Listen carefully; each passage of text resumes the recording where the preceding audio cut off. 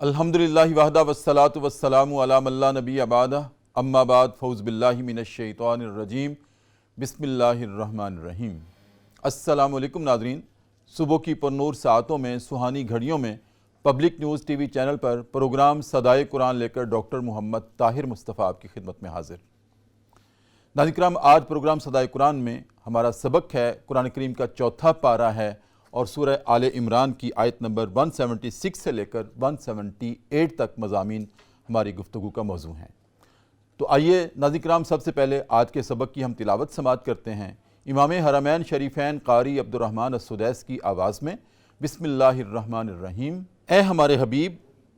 اور جو لوگ کفر کی راہ میں بڑی دوڑ دھوپ کر رہے ہیں ان کی سرگرمیوں سے آپ نے پریشان نہیں ہونا۔ یہ اللہ کا تو کچھ بھی نہیں نقصان کر سکتے، بلکہ اللہ کا ارادہ ہے کہ ان کے لیے آخرت میں کوئی حصہ نہ رکھے، اور بالآخر ان کو سخت سزا ملنے والی ہے۔ جو لوگ ایمان کو چھوڑ کر کفر کے خریدار بنے ہوئے ہیں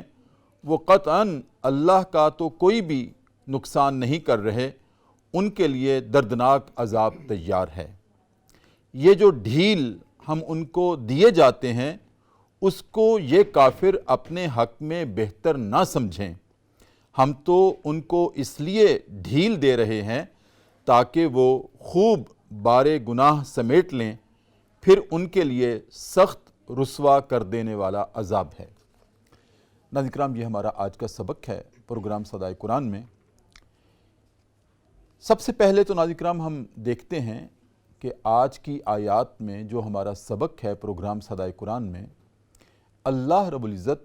غزوہ احد کے تناظر میں بار بار مختلف زاویوں سے، مختلف حوالوں سے اپنے حبیب کریم صلی اللہ علیہ وآلہ وسلم فدا کا امی و ابی ان کو تسلی اور تشفی دے رہے ہیں اللہ رب العزت،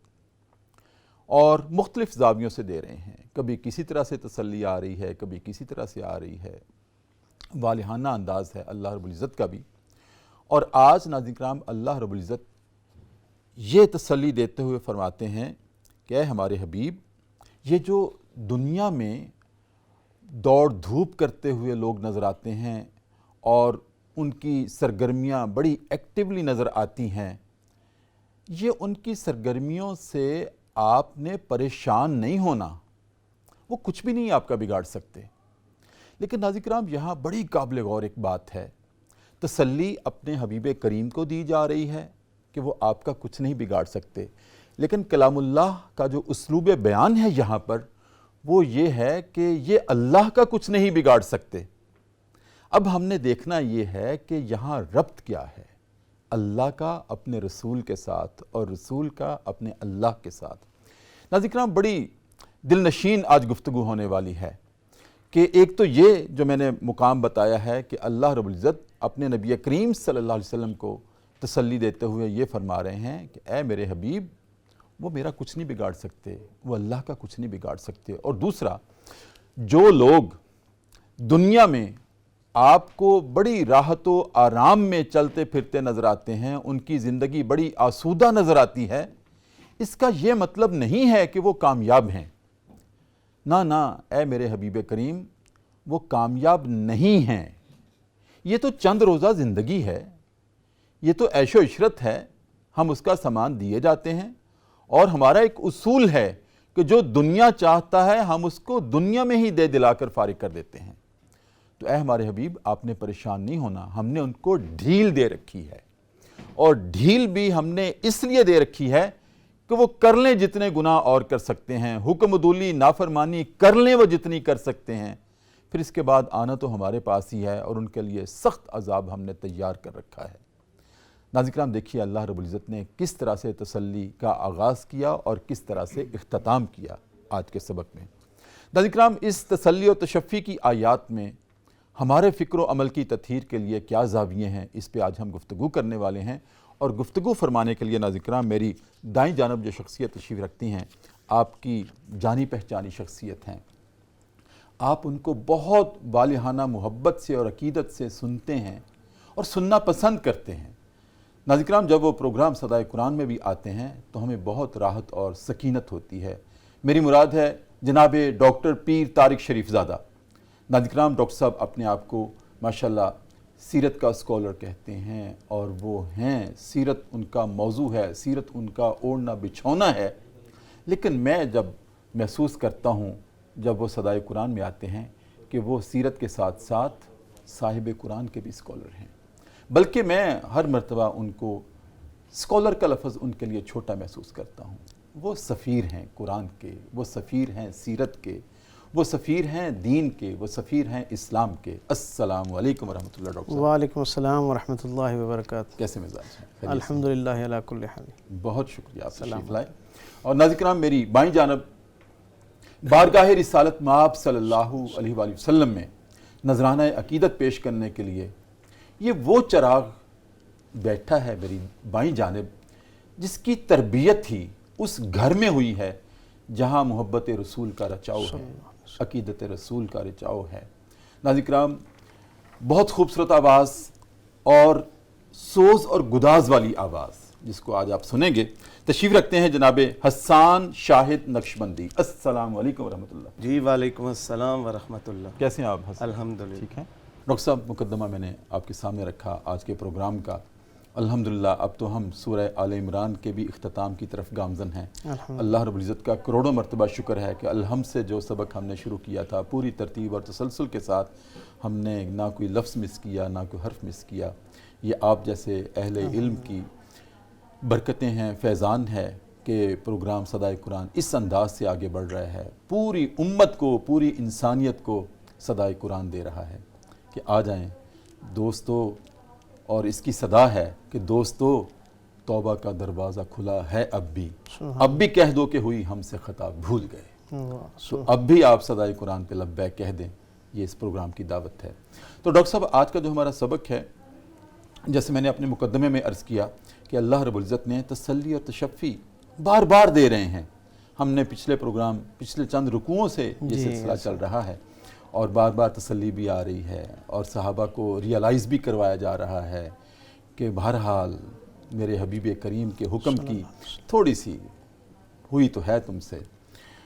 جھول تو ہوئی ہے، جس کی وجہ سے مختلف مناظر دیکھنے پڑے ہیں۔ ڈاکٹر صاحب، آج کی جو تسلی ہے، میں نے جیسے عرض کیا کہ تسلی اپنے حبیب کریم کو دی جا رہی ہے، اور کلام اللہ کا اسلوب یہ ہے کہ وہ اللہ کا کچھ نہیں بگاڑ سکتے۔ کہاں ربط ہے، کہاں محبت ہے؟ بسم رب محمد کریم علیہ الصلوۃ والتسلیم۔ سب سے پہلے تو یادآوری کا شکریہ، اور ہمیشہ کی طرح آپ کا جو پروگرام ہے اس کے بارے میں دن بدن یہ خیال اور یہ نظریہ، یہ فکر راسخ ہوتی جا رہی ہے کہ بلا شبہ یہ روزانہ کی بنیاد پر لوگوں کے دلوں پر اللہ کے اس لافانی پیغام کی دستک کی صورت میں صبح صبح جو ہے ان کے گھروں تک پہنچتا ہے، اور اس کی نسبت اور تعلق سے دن کے آغاز پر ہی لوگوں کو گویا اللہ کی اس ازلی ابدی، کیونکہ دن کا آغاز جو ہے وہ بنیادی طور پر خیر کی طرف سفر کرنا، فلاح اور کامیابی کی طرف سفر کرنے کا آغاز ہوا کرتا ہے۔ اور دنیا بھر کے اندر جس مزاج معاشرے اور معاشرت کے اندر رہنے والے لوگ ہیں، گویا وہ سارے ہی کسی نہ کسی انداز میں خیر اور فلاح کی طرف اپنا سفر شروع کرتے ہیں، کامیابیوں کو اپنے قریب کرنے کے لیے جو ہے وہ مستعد ہوتے ہیں اور کمر بستہ ہو کے سفر کا آغاز کرتے ہیں۔ یہ صدائے قرآن بنیادی طور پر ان ابتدائی دن کے لمحات میں یہ سمجھتا ہوں کہ ایک توجہ اس انداز میں بھی دلاتا ہے اپنے سامعین اور ناظرین کو کہ وہ فلاح،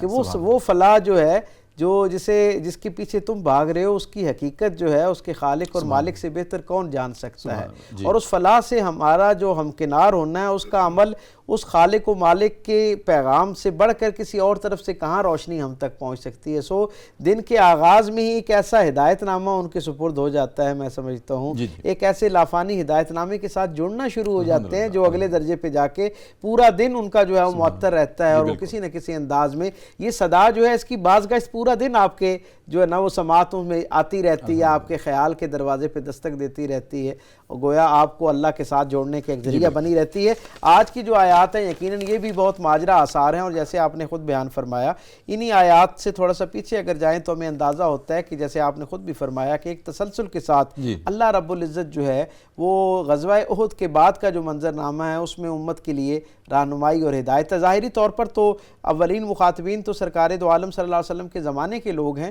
لیکن میں یہ سمجھتا ہوں، جیسے میں اکثر کہا کرتا ہوں کہ ایک سیرت کے طالب علم کے طور پہ میں نے سمجھا کہ میرے کریم رسول کی پوری زندگی ایک استعارے پر مبنی علامتوں پر مبنی زندگی ہے. کوئی شخص جس کی زندگی کے اندر ہر طرح کی جسے ہم کہتے ہیں نا امیدی چھا چکی ہو اور عقل کے سارے قرائن یہ بتاتے ہوں کہ اس وقت یہاں سے کامیابی سمیٹنا ناممکن ہے، ایسے انہونی حالات کے اندر اگر اللہ کامیابی عطا کر دے تو بندے کو غزوہ بدر سے روشنی حاصل کرنے کی ضرورت رہتی ہے. بالکل اسی طرح اگر ظاہری طور پر کامیابی جو ہے وہ آپ کے بالکل ہاتھ میں آ چکی ہو اور اچانک ہاتھ میں آتی کامیابی ہاتھ سے نکل جائے تو جو دل کے اوپر کیفیت گزرتی ہے اس کیفیت میں رہنمائی اور ہدایت کے لیے اللہ نے رسول رحمت کی زندگی کے اندر غزوہ احد کو رکھا ہے. اور میں سمجھتا ہوں کہ جب کبھی میں آپ ہم سب کسی نہ کسی مرحلے میں جب اس یقینی کامیابی کو اپنے ہاتھ سے واپس جاتا ہوا دیکھیں اور دل برداشتہ اور ہمارے ارد گرد میں رہنے والے لوگ ہمیں مختلف طرح کی کہ جواز فراہم کر کے ہمارے حوصلے جو ہیں وہ پست کر رہے ہوں تو ہمیں رسول اللہ صلی اللہ علیہ وسلم کی زندگی کے اندر موجود اس منظر نامے سے ہدایت کشید کرنی چاہیے. آپ نے کیا خوبصورت کہا کہ میرے کریم رسول صلی اللہ علیہ وسلم اس دین کو پھیلانے کی مشقت میں جب حضور کے اوپر نسبتاً کڑا وقت آتا ہے اللہ رب العزت کی طرف سے اتنی ہی توانا جو ہے وہ خوشخبری آتی ہے، ڈھارس آتی ہے، امید آتی ہے. اور یہاں دیکھیں میرے کریم رسول صلی اللہ علیہ وسلم کا اللہ کی نگاہ میں کیا قدر و منزلت ہے. حضور کے اخلاص، حضور کی جد و جہد یہ اللہ کے ہاں کتنی اہمیت رکھتی ہے کہ اللہ رسول رحمت صلی اللہ علیہ وسلم کے دشمنوں کو اور ان کو مخاطب کرتے ہوئے یہ کہتا ہے کہ ظاہری طور پر تو تمہارے معاملات جو ہیں وہ میرے رسول کے خلاف ہیں، لیکن یہ ایسے ہی مجھے محسوس ہوتا ہے، یعنی اللہ یہ فرما رہا ہے کہ یہ اللہ کے خلاف تمہارے معاملات ہیں. اور پھر اللہ جیسے سرکار دو عالم صلی اللہ علیہ وسلم کی طرف سے ان کو کوئی جواب جائے، اللہ ایک قدم آگے بڑھ کے گویا مجھے یوں محسوس ہوتا ہے کہ اس قرآن حکیم میں اللہ میری اور آپ کی تربیت کرتا ہوا نظر آتا ہے کہ اللہ کی نگاہ میں میرے کریم رسول کی جب دل شکنی ہوتی ہے تو وہ کتنی اہمیت اختیار کر جاتی ہے کہ اللہ خود قرآن کے اندر اسے ایک لافانی عزت عطا کرتے ہوئے اپنی رسول کی طرف سے جو ہے وہ گویا وکالت کرتا ہوا خوشخبری جو ہے وہ بیان کرتا ہے اور رسول کی طرف سے خبرداری کا اعلان بھی کیا جاتا ہے. اگر کسی جگہ پہ آئندہ کی زندگی کے حوالے سے کوئی سختی کا پیغام آتا ہے تو وہ بھی رسول رحمت کی زبان رحمت جو ہے اس سے نہیں ادا کروایا جاتا، بلکہ اللہ قرآن کے لہجے میں مخلوق کو مخاطب کر کے بتاتا ہے کہ اسے عام آدمی نہیں سمجھنا ہے، یہ میرا بہت ہی محبوب ہے اور میرے پیغام کو پھیلانے کے حوالے سے میرے رسول نے جس اعلیٰ عرفہ درجے کے اخلاص کے ساتھ جدوجہد کر رکھی ہے، اپنا سب کچھ وار رکھا ہے، اس کا رب پوری قوت توانائی کے ساتھ اس کی پشت پر کھڑا ہے اور اس کے لیے ہر طرح کا جو خیر کا دروازہ اسے کھولنے کے لیے کمر بستہ ہے. یہ جو زمانہ ہے جن میں یہ آیات اترتی ہیں ان کے شان نزول کے حوالے سے مفسرین نے بتایا کہ یہ غزوہ احد کے فوراً بعد کا واقعہ کیونکہ پہلی مرتبہ ایسا ہوا کفار مشرکین اور بالخصوص منافقین جنہوں نے ظاہری طور پر تو دین کا لبادہ اوڑھ رکھا تھا لیکن اندرون خانہ ابھی ان کے ہاں کئی اشکالات موجود تھے، کئی شکوک و شبہات موجود تھے. کسی لمحے وہ بہت اپنے آپ کو اس دین کے قریب سمجھتے تھے اور کبھی کبھی انہیں اس سے بہت دوری کا احساس ہوتا تھا. جب یہ واقعہ پیش آیا کیونکہ فتح بدر جو ہے اس نے جو ارد گرد کا ماحول تھا وہاں سرکار دو عالم صلی اللہ علیہ وسلم کی بطور نبی اور جو غیبی نصرت تھی اس پر لوگوں کے دل بڑے ٹھنڈے تھے اور لوگ جو تھے وہ ان کے لیے یقین کا ایک بہت مضبوط جواز گویا آ چکا تھا. لیکن احد میں جو مسلمانوں کا عمومی نتیجہ تھا اس سے کئی لوگوں کو منافقین کو بالخصوص موقع مل گیا لوگوں کے دل جو ہیں ان میں وسوسہ ڈالنے کے شک ڈالنے کے حوالے سے. اور ہم پچھلی آیات میں کئی مرتبہ اس پر بات کر چکے کہ ایک خاص ترتیب کے ساتھ ایک بڑے منظم انداز کے ساتھ مختلف دلائل اور قرائن اکٹھا کرتے ہوئے گویا لوگوں کے دل کے اندر یہ نفاق پیدا کیا جا رہا تھا. ایک تو تھے نا اکابر صحابہ، ان کے بارے میں تو سوچ ہی نہیں سکتے تھے، جو نئے مسلمان ہونے والے تھے نا ان کے بارے میں یہ بالکل ایسا یہ بڑا آپ نے بڑی مناسب نشاندہی کی کہ وہ جو لوگ جو دین میں بحمدی تعالیٰ اس وقت پختہ ہو چکے تھے، درجہ کاملیت پہ جا چکے تھے، ان سے تو انہیں بھی اندازہ تھا کہ ان کے فکر کو جو ہے اس کے نظام کو کسی انداز میں بھی جو ہے نا وہ نہیں کیا جا سکتا، متزلزل نہیں کیا جا سکتا. لیکن وہ جو لوگ جنہیں ابھی تھوڑا وقت ہوا تھا رسول رحمت کی صحبت اختیار کیے ان کے لیے ان کے پاس بہت کچھ مواد آ گیا تھا. اب سرکار دو عالم صلی اللہ علیہ وسلم کی زندگی کا یہ جو منظرنامہ ہے نا اس میں حقیقت میں یہ سمجھتا ہوں کہ یہ اللہ رب العزت نے گویا ایک رہتی دنیا کے سارے انسانوں کے لیے اس کے اندر ایک پیغام چھوڑ دیا ہے کہ لازمی نہیں ہے کہ حق پر رہنے والے آدمی کو ہر وقت دنیاوی کامیابی جو ہے وہ میسر آتی جا رہی ہو، یعنی کسی وقت آپ کو پسپائی بھی ہو سکتی ہے, کسی وقت آپ کو اپنے مقام پہ ایک لمحے کے لیے رکنا بھی پڑتا ہے, بسا اوقات آپ کو اپنے مقام سے 2 قدم پیچھے بھی ہٹنا پڑتا ہے. بالکل. اس بنیادی اور ظاہری اور عارضی جو نتیجہ ہے, اس کی بنیاد پر کوئی مستقل رائے نہیں قائم کر لینی چاہیے اور حق سے دستبردار نہیں ہو جانا چاہیے. احد کا بنیادی پیغام تو یہی ہے. اور دوسرا یہ کہ خیر جو ہے اور اس کے اندر موجود اللہ کی طرف سے لافانی عزت جو ہے وہ رسول اللہ صلی اللہ علیہ وسلم کی کامل اتباع کے ساتھ مشروط ہے. جتنا کوئی رسول اللہ صلی اللہ علیہ وسلم کے ساتھ کاملیت کے درجے پہ جا کر اتباع میں شامل ہو جاتا ہے, اللہ کی طرف سے ہدایت آنا شروع ہو جاتی ہے. یہ جو منظر ہے خاص طور پہ ان آیات کا, یہ رسول رحمت کا غزوہ احد کی رات گزرتی ہے اور دوسرے دن سرکار دو عالم صلی اللہ علیہ وسلم کے قلب اطہر کے اوپر اللہ رب العزت کی طرف سے ہدایت نامی کی شکل میں یہ چیز جاری ہوتی ہے. اللہ فرماتا ہے کہ اچھا جو کفار مکہ تھے وہ کیونکہ ان کے لیے ایک بڑی کامیابی تھی اس انداز میں کہ بدر کا گویا کسی حد تک انہوں نے بدلہ لے لیا تھا. کچھ مقام پر جب رات قیام کرنے کے بعد انہوں نے آپس میں مشاورت کی تو انہوں نے یہ سوچا کہ کیوں نہ ہم جو ہے نا, ہم سے ایک بڑی بھول ہوئی, ہم نے مسلمانوں کو اتنا بڑا جو ہے وہ نقصان پہنچا دی ہے, تو ہم اگر ایک دفعہ دوبارہ ہمت کر کے ان کے اوپر حملہ آور ہو جائیں تو کیا یہ اچھا ہو ہمیشہ کے لیے. ان کے جو اکابر لوگوں اور بالخصوص اس میں ان میں سے کچھ دلیل کے طور پر جو بڑی مضبوط بات تھی وہ یہ تھی کہ یعنی ابھی وہ اکابر صحابہ جو ہیں ان کو اس طرح نقصان نہیں پہنچایا جا سکا جن لوگوں نے بدر میں ان کے سرداران جو تھے ان کے ساتھ معاملہ کر رکھا تھا. تو ان کے دل کے اندر اس حوالے سے آگ تھی. آپس میں مشاورت میں مشرکین نے یہ آپس میں طے کیا کہ اگر ہمت کر کے ہم یہاں سے دوبارہ مدینہ پلٹ جائیں اور ایک حملہ اور کر دیں تو جو رہی صحیح کسر ہے ان کے تناظر میں کہ وہ بھی اس کو بھی ہم گویا جو ہمیشہ کے لیے ختم کر دیں گے اور یہ کہانی یہیں پر ختم ہو جائے گی. لیکن کیا عجیب معاملہ ہے, اللہ کا اپنا نظام ہے. جناب رسالت مآب صلی اللہ علیہ وسلم نے علیہ صبح حضرت علی کرم اللہ وجہ کریم کو بھیجا ایک قافلے کی شکل میں 3-4 لوگوں کے ساتھ. ایک روایت میں 5 لوگوں کا قافلہ ہے, ایک روایت میں 3 لوگوں کا قافلہ ہے. حضور نے روانہ فرمایا اور کہا کہ جا کے دیکھو کہ انہوں نے کہاں قیام کر رکھا ہے اور ان کے خیموں کا رخ کس طرف ہے, یعنی وہ واپسی کے لیے تیار ہو رہے ہیں یا واپس دوبارہ مدینہ آنے کے لیے تیار ہو رہے ہیں. حضرت علی کرم اللہ وجہ کریم گئے اور آپ نے دیکھا کہ وہ, آپ نے آ کے خبر دی کہ وہ گویا وہاں سے جو ہے وہ مکے کی طرف روانہ ہو رہے ہیں. انہوں نے یہ طے کر لیا کہ ابھی نہیں اگلے سال ہم دوبارہ حملہ کرنے کے لیے آئیں گے. سرکار دو عالم صلی اللہ علیہ وسلم کو اللہ نے براہ راست وحی کے ذریعے سے یہ القاء فرمایا کہ ایسا معاملہ نہیں ہے. ابتداً انہوں نے ایسے ہی سوچا تھا لیکن اب ان کی رائے بدل گئی ہے, ارادہ بدل گیا اور دوبارہ وہ حملے کی کوئی تدبیر کرنا چاہ رہے ہیں. سرکار دو عالم صلی اللہ علیہ وسلم نے اپنے ساتھ اپنے اصحاب کو لیا اور ایک خطبہ ارشاد فرمایا. حضور نے فرمایا کہ اللہ تمہیں ایک موقع اور دینا چاہتا ہے تاکہ تم ہمراہ الاسد کی طرف. سبحان اللہ. تو سرکار دو عالم صلی اللہ علیہ وسلم جو ہے وہ ہمراہ الاسد کے مقام پہ, جسے تاریخ غزوہ ہمراہ الاسد کے نام سے یاد کرتی ہے, اس مقام کی طرف اپنے اصحاب کو لیتے. اور کیا عجیب معاملہ ہے, آپ دیکھیں اب یہ معاملہ تھا نا, حضور کو اندازہ تھا اور اللہ رب العزت کی حکمت سے اور ہدایت کی روشنی میں حضور دیکھ رہے تھے کہ کئی منافقین جو ہے نا وہ میرے اصحاب کو یہ کہہ کر ان کے ذہن میں وسوسہ ڈالیں گے کہ جی اب کمک مدینے سے کمک آ گئی ہے, کچھ اصحابی وہاں مدد کے لیے پہنچ گئے ہیں تو اب بھرپور قافلے کے ساتھ حضور حملہ کرنا چاہتے ہیں. اب دیکھیں حضور اللہ کی طرف سے آنے والی نصرت پر ان کے یقین کو پختہ کرنے کے لیے کیا اہتمام فرماتے ہیں. حضور کہتے ہیں جو لوگ کل غزوہ احد کے اندر بطور مجاہد موجود تھے صرف وہ لوگ حملے کے لیے میرے ساتھ سفر کریں گے. تاریخ بتاتی ہے کہ بے شمار صحابہ ایسے صحابی, اللہ اکبر, ایسے صحابی جن کی جسم کے اوپر 70 زخم موجود تھے. جناب علی کرم اللہ وجہ کریم کے بارے میں آتا ہے کہ 68 زخم جو تھے ان کے جسم کے اوپر تھے اور انہوں نے کہا کہ جی ہم آپ کے ساتھ جائیں گے. اور آپ یہ دیکھیں حضور کے ایک صحابی حضرت جابر بن عبداللہ نوعمر ہیں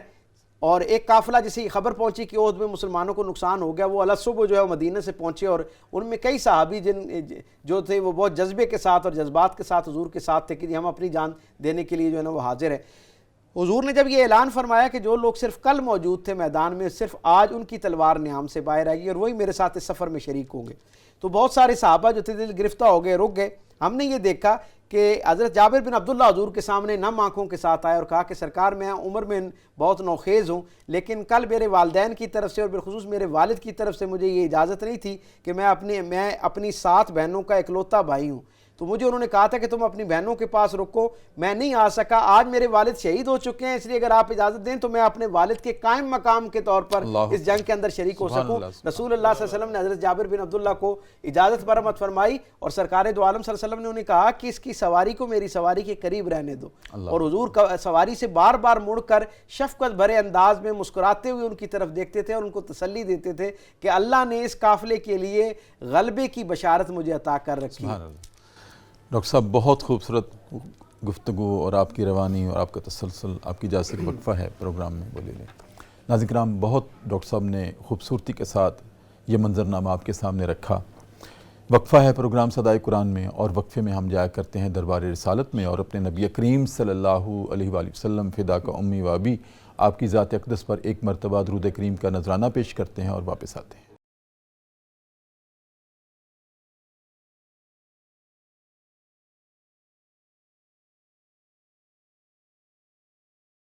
وقفے کے بعد ناظرین کرام دوبارہ آپ کی خدمت میں حاضر ہیں۔ صبح کی پرنور ساعتیں ہیں، پبلک نیوز ٹی وی چینل ہے،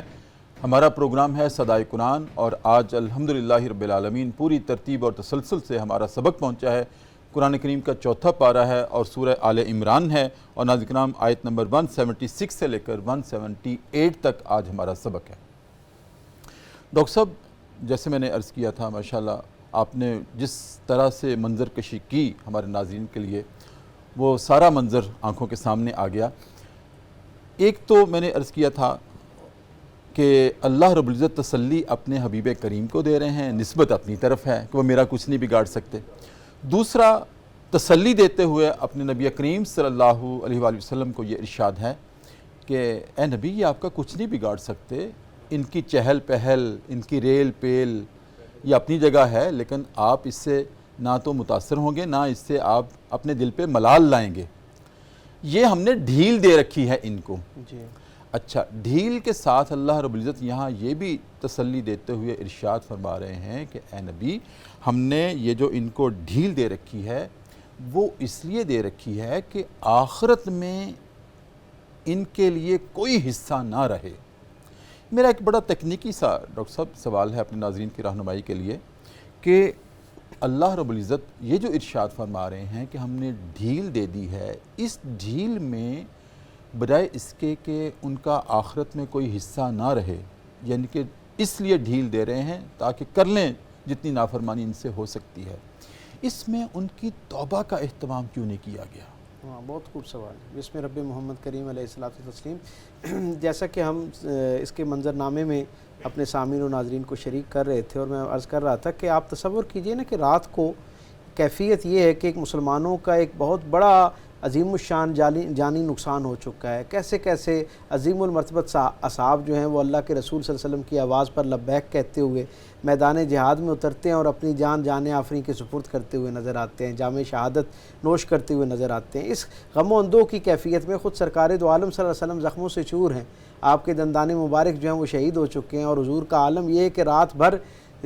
جو اصحاب ہیں ان پہ جو ہے سرکار دو عالم صلی اللہ علیہ وسلم جو ہے ان کی تدفین کا اہتمام کرتے ہوئے نظر آتے ہیں، اور جو بیمار ہیں، جو زخمی ہیں، ان کی جو ہے وہ مرم پٹی کا اہتمام ہوتا ہوا نظر آتا ہے۔ یہ قافلہ اس حالت میں صبح کرتا ہے، اور الصبح سرکار دو عالم صلی اللہ علیہ وسلم گویا ان کی زبان سے ان کے قلب پر اللہ یہ القاء کر کے جو ان کی طرف سے ایک دوبارہ اعلان جہاد کرواتا ہے، گویا یہ حضور کے ساتھ وہ جو جڑے ہوئے پاکیزہ روح ہیں، وہ جو خوش نصیب روح ہیں، ان کی امتحان کا جو ہے وہ ہمیں ایک منظرنامہ نظر آتا ہے کہ سرکار دو عالم اس مشقت بھری رات کے گزرنے کے بعد صبح پھر دوبارہ اعلان فرماتے ہیں کہ وہ جو ہم پر حملہ آور ہونے کے لیے دوبارہ پلٹنے کا خیال کر رہے ہیں، ہمیں ان کو ایک درجہ آگے جا کے روکنا ہے، اور اس مرتبہ جب ہم ان کے لیے ایک درجہ آگے جا کے ان کو روکیں گے تو اللہ رب العزت کی طرف سے ویسی غیبی نصرت آنے کی بشارت ہے جس طرح اللہ نے بدر کے مقام پر اپنے ایک محدود سے قافلے کو ایسی عالمگیر عزت عطا فرمائی، لافانی عزت عطا فرمائی۔ یہ جو آپ کے سوال کا حصہ ہے نا، اس کے اندر ہی وہ منظرنامہ ہے۔ آپ یہ دیکھیں، اس کیفیت میں تاریخ بتاتی ہے کہ کئی لوگ جو ہیں ان کے ایمان متزلزل ہوئے اور وہ رک گئے، لیکن جب ایک قافلہ حضور کے ساتھ چل پڑا، اور بڑی کمال بات ابن کثیر نے اس کے حوالے سے اس کے تناظر میں لکھی کہ جب سرکار دو عالم صلی اللہ علیہ وسلم اپنے اس مختصر سے قافلے کے ساتھ احد کے مقام سے اتنا دور تشریف لے جا چکے کہ احد میں ٹھہرا ہوا جو قافلے کا باقی ماندہ حصہ تھا وہ نظر آنا بند ہو گیا، آنکھوں سے اوجھل ہو گیا، گویا طے ہو گیا کہ کون سے لوگ اب حضور کے ساتھ عمرہ الاسود کی وادی کی طرف رواں دواں ہیں۔ این اس مرحلے میں جب وہ ان کے گھوڑوں کی جذبے اور ان کے اوپر بیٹھے ہوئے شاہ سوار جو ہیں ان کی تازہ دم اور جذبہ شہادت جو ہے اس کے ساتھ سرشاری سرکار دو عالم صلی اللہ علیہ وسلم پر عیاں ہوتی ہے، اللہ اپنی نگاہ رحمت سے اس کے اوپر توجہ فرماتا ہے، تو کیا ہوتا ہے حضور کے قلب کے اوپر بشارت نازل کی جاتی ہے، حضور واپس پلٹتے ہیں اور اس وقت یہ عظیم الشان جو ہے سرکار کو بشارت عطا کی جاتی ہے، وہ ایک ڈھارس عطا کی جاتی ہے۔ یہاں پر اس منظر نامے میں دو الگ الگ بشارتیں ہیں۔ ایک اللہ رب العزت کی طرف سے قرآن حکیم کی صورت میں براہ راست سرکار دو عالم کی بشارت کے لیے بشارت ہے، اور پھر حضور کی وحی میں دھلی ہوئی زبان سے جو حضور کے قلب پر براہ راست اللہ نے جو خیر کا نزول فرمایا، جو بشارت عطا کی، ان کے الفاظ میں اللہ رب العزت کے رسول نے گویا اپنے اصحاب، اپنے ساتھ اس قافلے میں سفر کرنے والے لوگوں کو ایک بشارت عطا کی۔ اللہ یہاں یہ کہتا ہے کہ اے میرے محبوب، آپ کو ظاہری طور پر آپ کے گرد و پیش میں لوگ یہ بتانے کا اپنا ایک امکان ظاہر کرتے ہیں کہ شاید ہمارے اس معاملے کی وجہ سے وہ جو بدر کا جو معاملہ تھا وہ دوبارہ پلٹایا نہیں جا سکتا، وہ ونس ان لائف والا جو معاملہ ہوتا ہے وہ تھا، اب شاید دوبارہ ویسی مدد و نصرت نہ آیا آسمان سے۔ اے میرے حبیب، ان کو یہ بتائیے کہ یہ جو ظاہری طور پر نقصان ہے جو بہت جلد خیر میں اور کامیابی میں بدلنے والا ہے، اتنا نقصان کا آپ کی نسبت سے ہو جانا یہ بھی اللہ کو اتنا گراں گزرتا ہے کہ اللہ اس نقصان کو اپنا نقصان قرار دیتا ہے۔ اللہ وہ جو آپ کے دل کے اوپر ایک غبار اور کیفیت آتی ہے، اللہ دو درجے آگے بڑھ کر اس کو اس طرح کی خوش عالمگیر جو بشارت ہے اس کے ساتھ گویا مرہم رکھتا ہوا نظر آتا ہے، اور کیا کہتا ہے کہ اے میرے حبیب، آپ کا اور ان کا مقابلہ نہیں ہے۔ انہوں نے گویا انہوں نے آپ کو تکلیف نہیں پہنچائی ہے، انہوں نے اللہ کو ایذا پہنچائی ہے۔ ان کا اور آپ کا مقابلہ ظاہری طور پر نظر آتا ہے، حقیقت میں ان کا اور میرا مقابلہ ہے۔ اس کا سبب یہ ہے کہ جو ہم نے یہ اعلان کر دیا ہے کہ جو آپ کی محبت میں ہے وہ ہماری محبت میں ہے، جو آپ کی مخالفت میں ہے وہ ہماری مخالفت میں ہے، اور جو آپ کے ساتھ میدان کے اندر آ جاتا ہے مقابلے کے لیے وہ گویا ہمارے مقابلے میں، یعنی خود اللہ رب العزت کے مقابلے میں آ جاتا ہے۔ سو اب اللہ اس کے ساتھ، آپ کے ساتھ تو ایک ظاہری طور پر عالم اسباب میں مقابلہ ہو رہا ہے نا، تو وہ گمان کرتے ہیں کہ طاقت میں ہم اس خاص حوالے میں آپ سے بڑھ کر رہے ہیں، فلاں معاملے میں آپ نسبتاً آپ کا قافلہ کمزور ہے۔ اے میرے محبوب، اب آپ تصور کیجئے کہ صرف آپ نے میدان میں اس کے ساتھ دو بدو نہیں ہونا، آپ بھی میدان میں موجود ہوں گے، ظاہری طور پر آپ موجود ہوں گے، لیکن حقیقت میں پیچھے میری نصرت اور میری رحمت جو ہے وہ آپ کو سایہ کی ہوئی ہوگی، اور بظاہر آپ کے ہاتھ جو ہیں وہ لڑ رہے ہوں گے، لیکن اس کے اندر جو قوت اور توانائی ہے وہ میری جانب سے آئی ہوگی۔ آپ کے دشمن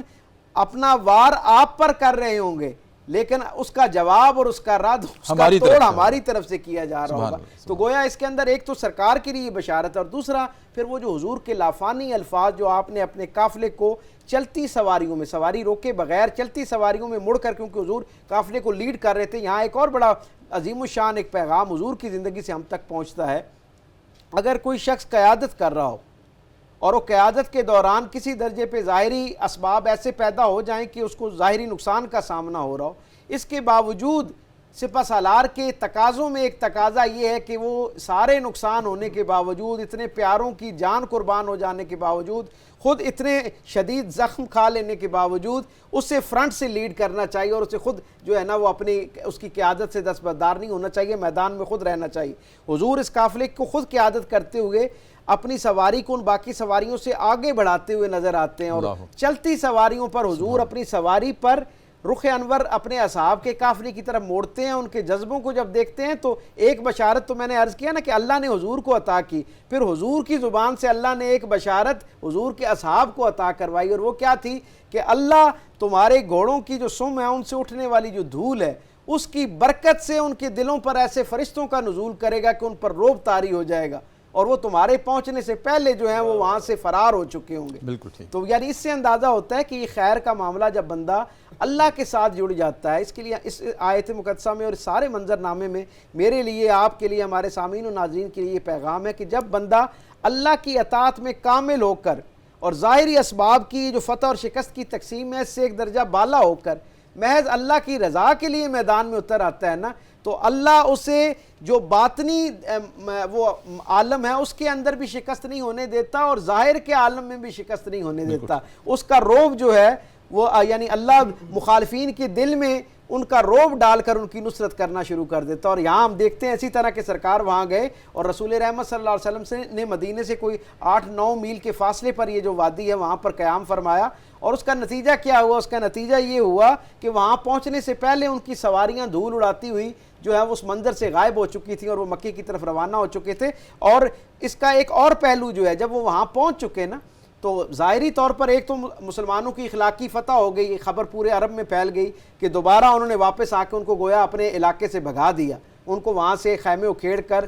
بغیر کچھ کھائے پیے، بغیر سستائے اپنے قافلے کو مکی کی طرف دوڑانا پڑ گیا۔ دوسری طرف یہ ہوا کہ یہ جو وادی ہے اس کی اگر آپ جغرافیائی حیثیت دیکھیں تو یہ ایک شاہراہ ہے جہاں سے تجارت ہوتی ہے۔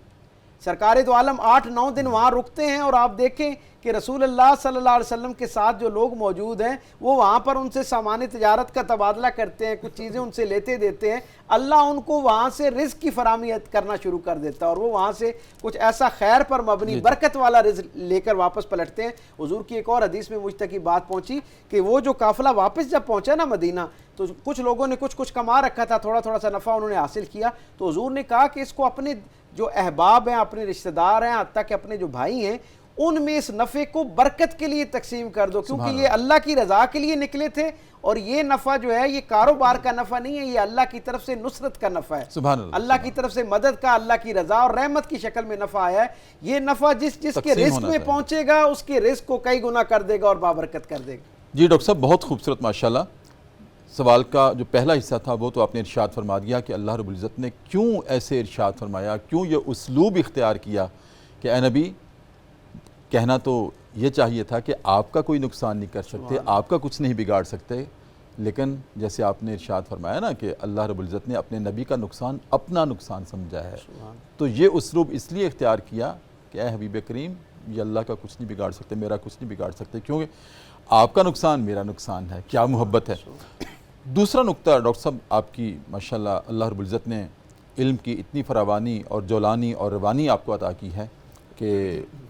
وہ تفصیلات ماشاءاللہ آپ اس قدر بیان کرتے ہیں کہ ہمارے ناظرین بھی اسی میں کھو جاتے ہیں، لیکن میں چاہتا ہوں کہ اس کا جواب آ جائے کہ یہ جو اللہ رب العزت نے ارشاد فرمایا تھا کہ میں ڈھیل دے رکھی ہے، اور ڈھیل اس لیے دی ہے تاکہ آخرت میں ان کا کوئی حصہ نہ رہے، میرا سوال یہ تھا کہ بجائے اس کے کہ آخرت میں ان کا کوئی حصہ نہ رہے، اس کی بجائے اللہ رب العزت نے ان کو توبہ کی توفیق دینے کا اہتمام کیوں نہیں کیا؟ کیوں اتنی ناراضگی کا اظہار ہے؟ تو وقفے کے بعد میں چاہتا ہوں اس پہ روشنی ڈال دیں۔ ناظرین کرام، وقفہ ہے ایک مرتبہ پھر پروگرام صدائے قرآن میں، اور دوبارہ چلتے ہیں دربار رسالت میں اور اپنے نبی کریم صلی اللہ علیہ وآلہ وسلم کی ذات اقدس پر دوبارہ درود کریم کا نذرانہ پیش کرتے ہیں اور واپس آتے ہیں۔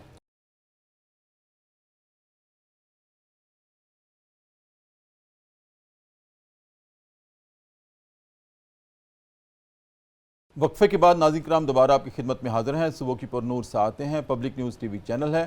ہمارا پروگرام ہے صدائے قرآن، اور آج الحمدللہ رب العالمین ناظرین کرام ہمارا سبق پہنچا ہے قرآن کریم کا چوتھا پارہ ہے، سورہ آل عمران کی آیت نمبر 176 سے لے کر 178 تک آج ہمارا سبق ہے۔ ڈاکٹر صاحب، پروگرام کے آخری لمحات ہیں، اور ایک تو میں نے عرض کیا تھا وقفے سے پہلے بھی کہ اللہ نے جو ڈھیل دے رکھی ہے اس میں ان کو توبہ کی توفیق کیوں نہیں دی، اور پھر اسی میں یہ بھی ارشاد فرما دیں کہ عام طور پہ ہم بھی دیکھتے ہیں اور کہتے ہیں کہ اس شخص کو اللہ نے ڈھیل دے رکھی ہے۔ ایک تو ہے کفار کو ڈھیل دینا، ایک ہے اہل ایمان کو، ہم مسلمانوں کو بھی اللہ ڈھیل دیتا ہے۔ اس ڈھیل میں ہمارا طرز عمل کیا ہونا چاہیے؟ کفار کے بارے میں تو اللہ نے اپنے طرز عمل کے بارے میں بتایا ہے کہ میں نے اس لیے ان کو ڈھیل دے رکھی ہے تاکہ ان کا آخرت میں کوئی حصہ نہ رہے۔ ہمیں تو آخرت میں حصہ چاہیے، تو ہمارا طرز عمل کیا ہونا چاہیے؟ اس میں رب محمد کریم علیہ الصلوۃ والتسلیم یہاں بہت ایک بنیادی اصول جو ہے وہ اگر ذہن میں پیش نظر رہے تو پھر اس کو سمجھنا میں سمجھتا ہوں بہت آسان ہو جاتا ہے۔ سب سے پہلے تو ہمیں یہ سمجھنا چاہیے کہ اللہ کی مخلوق کا اللہ سے بڑھ کر کوئی خیر خواہ نہیں ہو سکتا۔ جتنا اللہ کو اپنی مخلوق کی خیر خواہی محبوب ہے، کوئی کسی کے بارے میں اس درجے پر خیر خواہی کا جذبہ نہیں رکھ سکتا، نہ اس کا اظہار کر سکتا ہے، نہ اس کی تمنا کر سکتا ہے۔ اسی نسبت اور تعلق سے عامت الناس کے لیے تو اللہ رب العزت نے ہر لمحے ہر آن جو ہے وہ اپنی ہدایت کا، اپنی طرف پلٹنے کا دروازہ جو ہے اسے کھول رکھا ہے، یعنی جسے عرف عام میں ہم توبہ کا دروازہ کہتے ہیں، وہ ہر وقت اللہ کی طرف سے بندے کے لیے کھلا ہے۔ جی بالکل۔ اور ہم سب اس بات سے بخوبی واقف ہیں کہ زمین اور آسمان کے درمیان کوئی کسی کا اس بے چینی سے انتظار نہیں کر رہا جتنا اللہ اپنے بندے کی توبہ کا یعنی اس کے پلٹنے کا انتظار کر رہا ہوتا ہے۔ اور گناہگار بندے کی توبہ جو ہے کیونکہ اس کے اندر ندامت کا درجہ بہت زیادہ ہوتا ہے اور پھر اس میں اپنا اظہار عجز بہت زیادہ ہوتا ہے، اور پھر جب بہت سارا تھکنے کے بعد جب بندہ بے بس ہو کے اپنے آپ کو اللہ کے سپرد کرتا ہے نا، تو اس کے اندر اللہ کے ساتھ آئندہ زمانوں میں جڑنے کا جو ارادہ اور وعدہ ہے اس کی پختگی بہت ہوتی ہے۔ ان تین درجوں پر اللہ کی طرف سے پھر بہت زیادہ اعلیٰ عرفہ اور منفرد انعامات کی بارش ہونا شروع ہو جاتی ہے۔ آپ دیکھیں نا کہ سرکار دو عالم صلی اللہ علیہ وسلم کی حدیث مبارکہ ہے کہ جب کوئی ایک شخص توبہ کرتا ہے نا تو زمین اور آسمان کے درمیان منادی کرائی جاتی ہے اور اللہ خوش ہو کر اپنی مخلوقات کو مخاطب کر کے کہتا ہے کہ اے لوگو فلاں شخص نے آج اپنے رب سے صلح کر لی۔ اللہ اکبر۔ آپ تصور کریں گناہگار آدمی ہے، سرکش تھا، اللہ کی فرامین کا جو ہے وہ گستاخ تھا، اس کو نہ ماننے والا تھا، کمزور تھا، لیکن جیسے ہی واپس پلٹا تو اللہ کی طرف سے اس کے لیے انعام آ گیا۔ اب یہ معاملہ، یہ جو ڈھیل دینے کا معاملہ ہے نا، اصل میں اللہ بنیادی طور پر اپنی اساسی صفات میں سے ایک صفت کا ہر وقت مکلف رہتا ہے، اور وہ صفت کیا ہے؟ وہ عدل کی صفت ہے۔ عدل کا تقاضا یہ ہے کہ اگر کسی نے کوئی خیر کر رکھا ہے تو اسے خیر کا جواب، خیر بدلہ اس کو خیر کے طور پہ ملنا چاہیے۔ اللہ گویا اس آیت کے ذریعے مجھے اور آپ کو پیغام دیتا ہے کہ یہ جو دنیا کے ساتھ جڑے ہوئے لوگ ہیں نا، جو اللہ کی ہدایت اور رہنمائی سے ظاہری طور پر ہٹ کے ہیں، عام زندگی کے معاملات میں جو کوئی ان سے نیکی سرزد ہوتی ہے، جو خیر سرزد ہوتا ہے، ہم اس کا بدلہ ان کو نعمت کی صورت میں اسی دنیا میں دے دیا کرتے ہیں، اور ان کا آخرت میں گویا کوئی حصہ موجود نہیں ہوتا۔ آپ اس آیت سے مجھ تک جو خبر پہنچتی ہے نا، وہ یہ پہنچتی ہے کہ میرا رب اتنا رحمان اور رحیم ہے اور عدل کے ایسے اعلیٰ نفیس اور لطیف جو تقاضے ہیں ان کو پورا کرنے والا ہے کہ اگر کوئی سرکش بھی اس کا نام نہ لیتے ہوئے، اس سے مخالفت کرتے ہوئے، اس کا لائے ہوا، اس کا دیا ہوا پیغام جو اس سے بالکل اپوزٹ رہتے ہوئے زندگی کے اندر کوئی اچھا کام کرتا ہے نا، تو اس کے بدلے میں نعمت کی شکل میں اللہ اس کو اس دنیا کے اندر ہی اس کا اجر عطا کر دیتا ہے۔ لیکن مومنین کے ساتھ تو اللہ کا ایسا خوبصورت اور محبت والا معاملہ ہے کہ جب آپ کوئی ایک نیکی کا کام کرتے ہیں تو نتیجہ کیا ہوتا ہے؟ 30 گنا آپ کو یہاں عطا کر دیا جاتا ہے اور 70 گنا کی بشارت آپ کو دے دی جاتی ہے۔ گویا دونوں جہانوں میں آپ کے لیے نفع ہوتا ہے۔ یہ جو ڈھیل ہے اس کا مطلب یہ ہے کہ اللہ کی طرف سے ان کو ڈھیل یہ دی گئی ہے کہ جن لوگوں کو آخرت کے حوالے سے بھی کوئی یقین نہیں ہے نا، جب اگلے جہان میں آنکھ کھلے گی تو اللہ کی جو عظیم الشان سچائیاں ہیں ان سے ان کو ہمکنار ہونا پڑے گا اور ان پر یہ سچائیاں کھلنا شروع ہو جائیں۔ بہت شکریہ ڈاکٹر صاحب اس خوبصورت رہنمائی کا، ہمارے ناظرین کی آپ کی آمد کا بہت شکریہ۔ ناظرین کرام، بہت خوبصورت گفتگو ہوئی ہے، اور جو میں خلاصہ نکالنا چاہوں اگر آج کی گفتگو کا ڈاکٹر صاحب کی، وہ یہ ہے کہ جب انسان اللہ سے توبہ کرتا ہے نادم ہو کر، شرمندہ ہو کر، تو اللہ رب العزت اعلان عام کرتے ہیں، لوگو آج اس بندے نے مجھ سے صلح کر لی۔ کیا خوبصورت ہے۔ ناظرین کرام، اللہ رب العزت ہمیں سانسوں میں، جیتی جاگتی آنکھوں میں یہ توفیق عطا کرے کہ ہم سے اگر کوئی نافرمانی سرزد ہو جائے تو پھر فوری طور پر اللہ سے صلح کر لیں، اس کی ناراضگی دور کر دیں توبہ کر کے۔ ناظرین کرام، اسی کے ساتھ آج کا پروگرام صدائے قرآن اپنے اختتام کو پہنچتا ہے۔ اپنے میزبان ڈاکٹر محمد طاہر مصطفیٰ کو اجازت دیجیے، اپنا بہت خیال رکھیے۔ اور ناظرین کرام، اب میں گزارش کروں گا جناب حسان شاہد نقشبندی سے کہ وہ بارگاہ رسالت مآب صلی اللہ علیہ وآلہ وسلم میں اپنی حاضری پیش کریں۔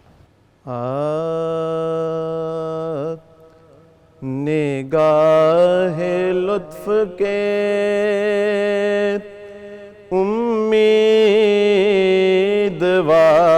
امیدوار ہم بھی ہیں، لیے ہوئے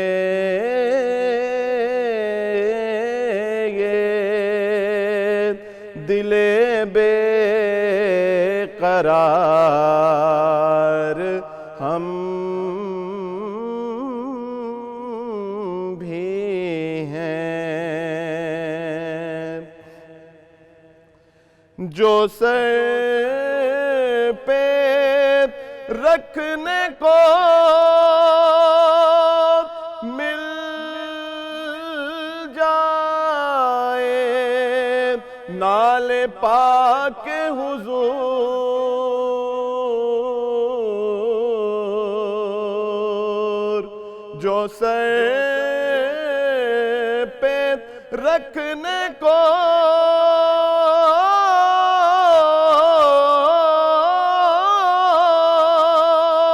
مل جائے نالے پاک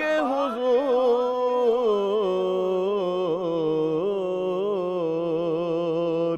تو پھر کہیں گے کہ ہاں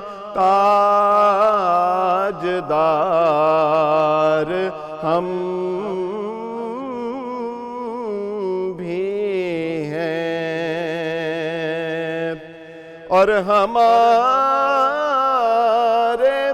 دستے تمنا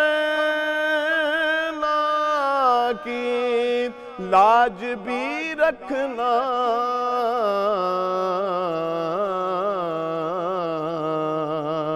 کہ تیرے فقیروں میں اے شہر یار ہم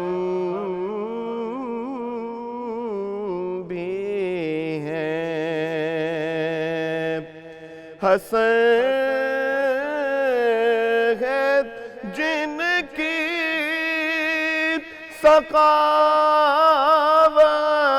کی دھوم عالم میں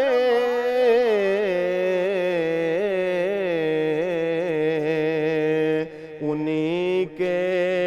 تم بھی ہو ایک ریزہ خار ہم بھی ہیں لیے ہوئے دل بے قرار ہم بھی ہیں